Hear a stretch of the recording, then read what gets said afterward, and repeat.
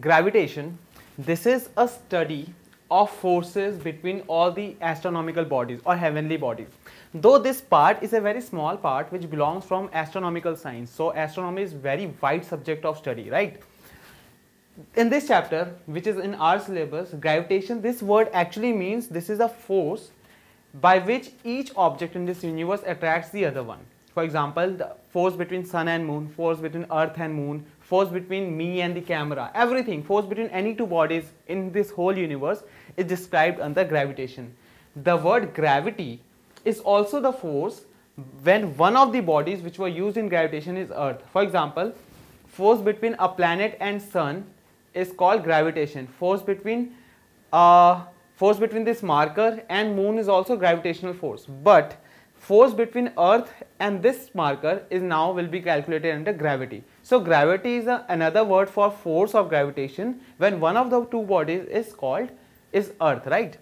Now, during the evolution of science or the whole period when this subject evolved, there were a lot of people involved in the study of the whole astronomical science or the topic gravitation. So we'll briefly discuss how things happen and how things evolved in case of gravitation. First of all, Galileo was a scientist. He studied that irrespective of mass, all the bodies are actually pulled towards the earth.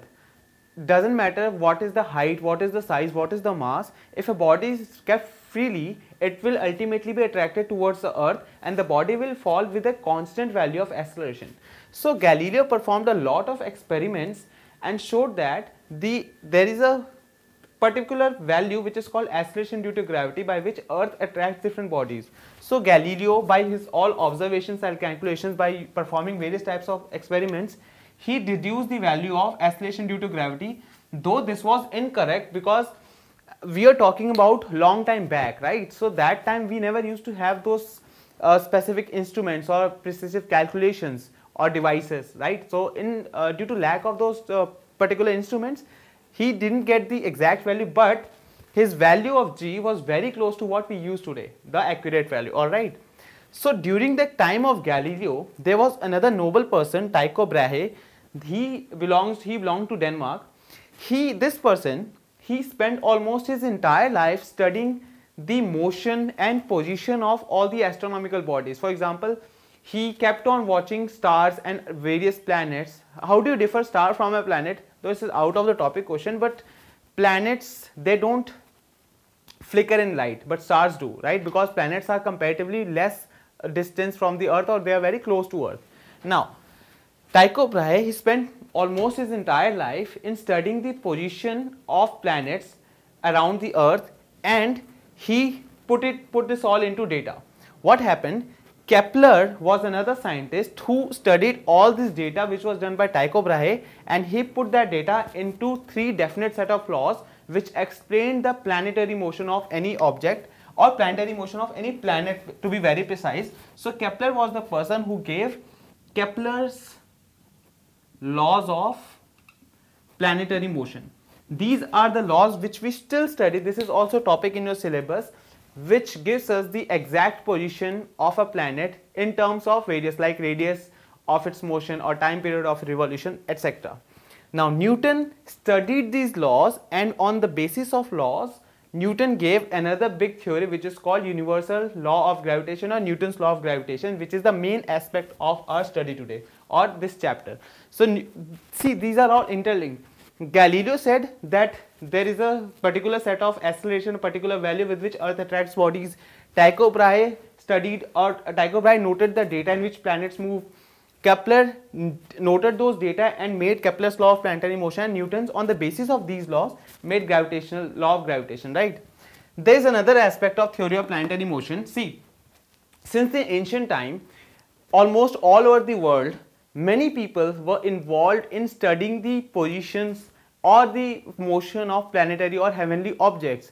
Because see, right now if you go during the night time, if you go at your terrace and you'll try to see or watch stars, you won't be able to see many stars. Reason being, due to the environmental dust or pollution present right now, we are unaware or we can't see much of the stars right now.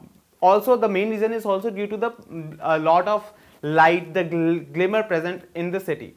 But if you go to some remote area which is far from the this light positional value of the city, you would be able to see a lot of stars. So consider the fact that 2000 years back, we are talking about a time, because Ptolemy, he was the scientist, Greek scientist, he did his observation 2000 years back. So that time atmosphere was very clear as compared to now. So that time it was very easy to watch the motion or movement of planets by naked eye as well. So all over the world, those people who were involved in the study of planetary motions, they made some deductive theories, they calculated some positional values, and then they derived their own theories which were also obeyed worldwide, right? So the first scientific evidence, Ptolemy was the person who gave something in theory of planetary motion, though he was wrong, but he gave something. It was called geocentric theory of planetary motion. What is geocentric means? Ptolemy said that Earth is stationary object while all the other planets as well as sun as well as moon revolve around the Earth. So his theory was called geocentric theory. Okay. So here the theory says that Earth is stationary, it is not moving anywhere, but everything around is revolving around the Earth. This theory was highly appreciated from the side of churches and all, because they always wanted this thing to be primary, because they sort of thought that where we are living, this world is the primary motive and everything around is secondary. Though Aryabhatta was an Indian philosopher as well as scientist, a mathematician as well. We know that Aryabhatta was a great mathematician, so mathematician word should be coming first. He is also the person who derived the value of 0, right? Now, going back to the topic, Aryabhatta, his work was around 500 years more, or 500 years before the work of Copernicus. Aryabhatta said that if we consider that sun is at the center and everything else is revolving around, including the Earth, that according to his theory, if Earth is supposed to be revolving around sun and other planets are also revolving around the sun, then the theories of solar eclipses and lunar eclipses would be very easy to explain. But according to this theory, it wasn't very easy to explain all those effects. So Aryabhatta gave this, but Copernicus was the scientist who actually formulated the theory, that is heliocentric theory. According to this theory, sun is stationary whereas other planets and Earth are revolving around sun, and this theory was also followed by Galileo and Kepler and Newton, because this was the right theory. Though this person was punished to death, I mean he was given a death sentence because of this theory, but his actual calculations that time were very much right. Okay, so these are some of the milestones which has happened in past, and now we'll start studying this chapter, gravitation.